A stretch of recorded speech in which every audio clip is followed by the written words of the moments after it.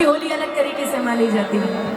आहा हा, फूलों की वर्षा हो रही है। अब इससे ज्यादा अच्छा क्या चाहिए। तो छोटे भैया की पनिया लाल लाल पानिया हो, की पनिया लाल लाल पानिया लाल लाल, ए गौरा हमारो के चाहिए। लेकिन मैं देख रही हूँ कि ऊपर भी बहुत सारे लोग हैं, वहाँ भी बहुत सारे लोग हैं।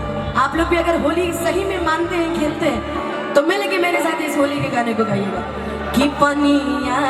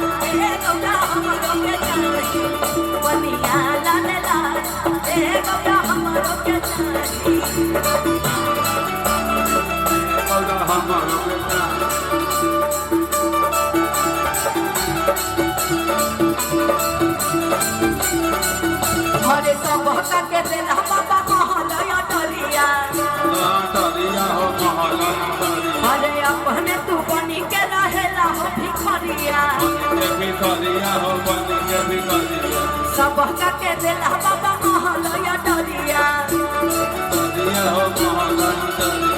अपन तू बनी के रहेला हो भिखरिया। खरीद के पड़ी है गुलाल हो, होली हो होली हो, और खरीद के पड़ी है गुलाल, ए गौरा हमारो के चाही बनिया लाल लाल, ए गौरा हमारो के चाही बनिया लाल लाल, ए गौरा हमारो के चाही बनिया लाल लाल। गौरा हमारो के चाही बलिया लाल लाल हे गौरा हमारो के चाही बलिया लाल लाल हे गौरा हमारो के चाही बलिया लाल लाल हे गौरा हमारो के चाही लाल लाल हे गौरा हमारो के चाही बलिया लाल लाल हे गौरा हमारो के होली